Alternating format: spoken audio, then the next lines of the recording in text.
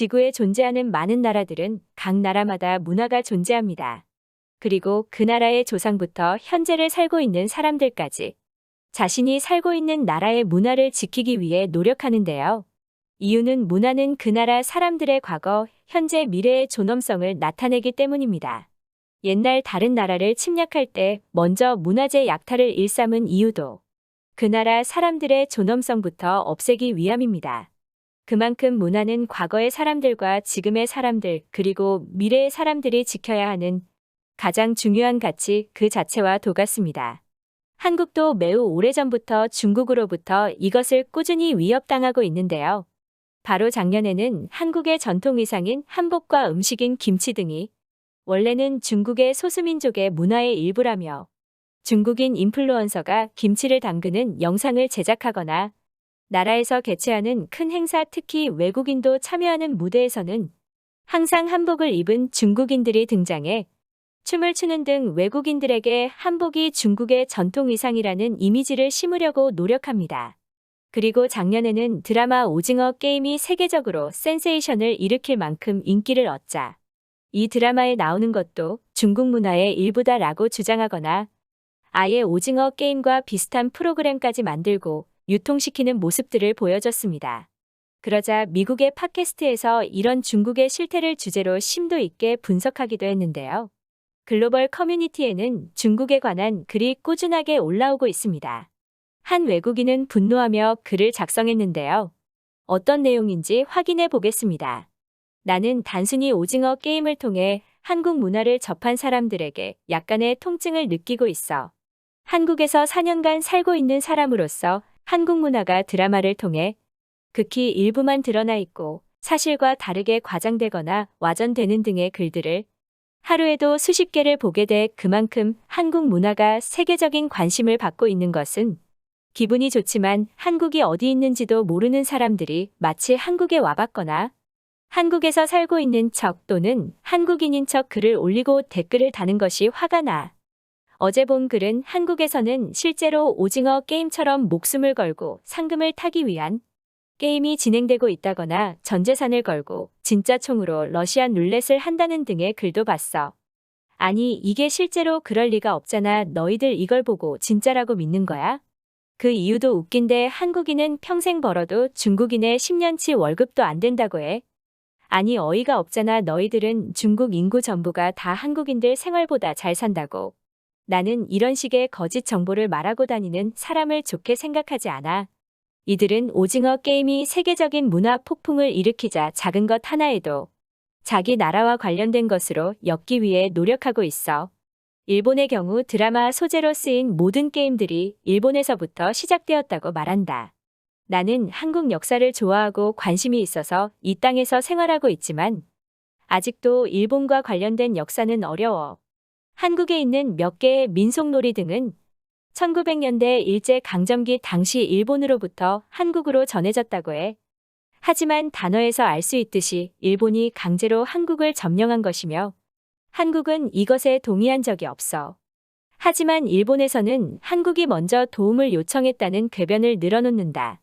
그리고 일본의 주장은 이때 일본이 전해준 놀이가 오징어 게임에 사용된 놀이라는 거야. 한마디로 한국의 전통 놀이가 아닌 일본의 전통 놀이로 만든 드라마라는 거지. 어이가 없지 않아? 그러면 대영제국 시절의 영국은 세계 절반 이상의 문화의 주인들이네. 아마 한국의 많은 문화들은 1900년대 일본으로 인해 많이 사라졌거나 일본 문화와 섞인 형태로 강제로 바뀌었을 거라 확신해. 그럼에도 일본인들은 반성하지 않고 한국 문화가 세계에서 인기가 있을 때 항상 일본의 정체성을 주장한다. 케이팝도 드라마도 영화도 그리고 아마 웹툰도 똑같이 주장하겠지.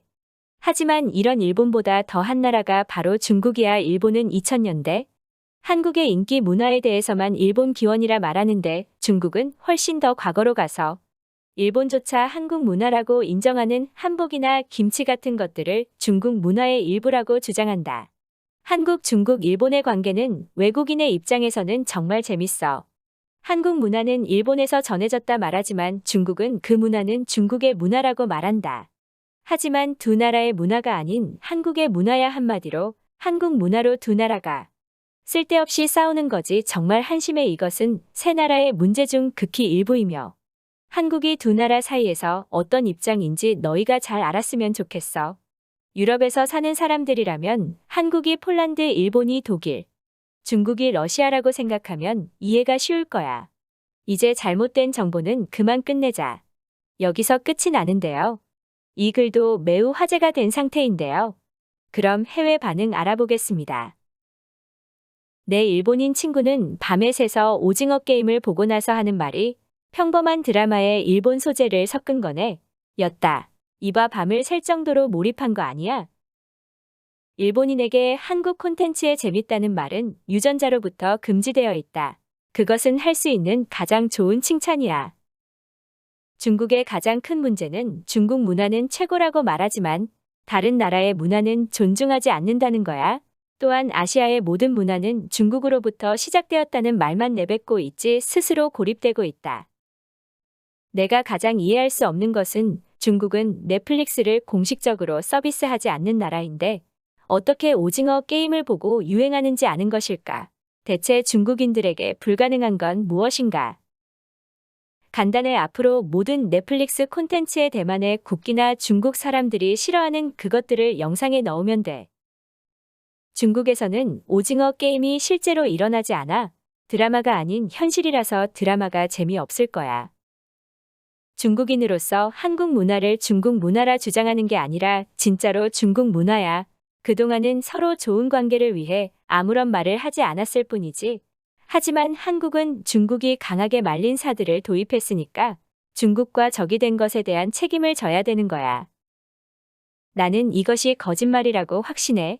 중국은 중국인들을 하나로 만드는 중화사상으로 유지가 되는 나라야. 하지만 한국 문화가 계속 중국에 침투하자 분열될 것을 우려한 정부가 사드를 핑계로 한국 문화를 막는 것일 뿐. 14억 개의 뇌는 5천만 개의 뇌보다 더 나은 게 없어. 지구에 굳이 60억의 인구가 필요할까? 이 질문의 정확한 답은 중국을 보면 확실하게 알 수 있어. 내가 궁금한 것은 어떻게 오징어 게임을 봤냐고. 왜 중국인들은 이것에 대답을 안 해?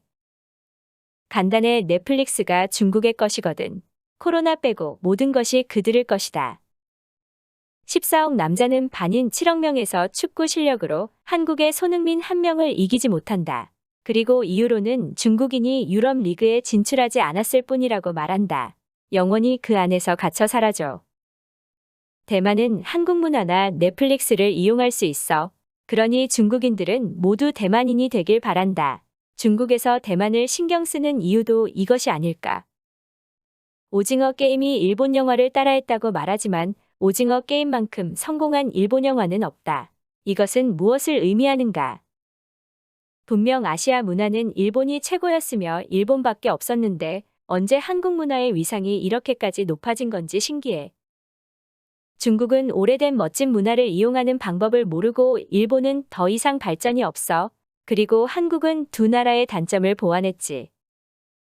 한국, 중국, 일본이 세 나라를 이야기하면 끝도 없어.